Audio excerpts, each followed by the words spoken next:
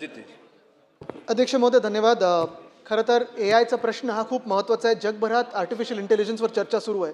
मला आठवतं नागपूरमध्ये देखील ही चर्चा सुरू होत असताना त्यावेळी मुख्यमंत्री महोदयांनी सांगितलं होतं की एआयसाठी पॉलिसी ही केंद्र सरकार बनवतं आणि ती पॉलिसी झाल्यानंतर आणि हे सगळे गाईडलाईन झाल्यानंतर आपलं राज्य सरकार त्याला अर्थात अडॉप्ट करेल.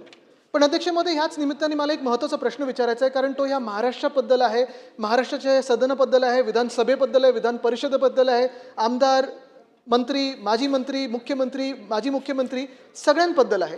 अध्यक्ष महोदय ह्या सत्रामध्ये आपल्या मुंबईच्या सत्रामध्ये आपण पाहिलं असेल, मला वाटतं सगळ्या आमदारांसाठी आणि पत्रकारांसाठी गेटवर फेशियल रेकग्निशन याचा वापर केला जातोय. अध्यक्ष महोदय फेशियल रेकग्निशन हे खूप महत्त्वाचं आहे, सुरक्षेसाठी महत्त्वाचं आहे.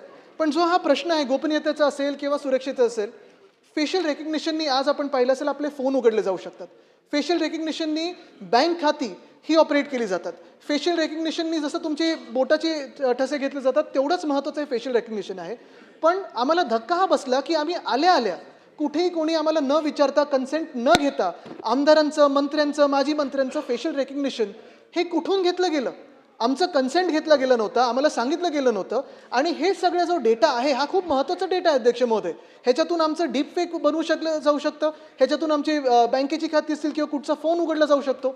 पण हे जर झालं असेल तर हा डेटा कुठे स्टोअर झाला विधानसभे किंवा विधान परिषदेचा? हा विधानभवनाचा डेटा कोणाच्या अखत्यारीत आहे? काय फायरवॉल लावलेला आहे? काय याला सुरक्षा आहे? काय गोपनीयता आहे ह्याच्यात?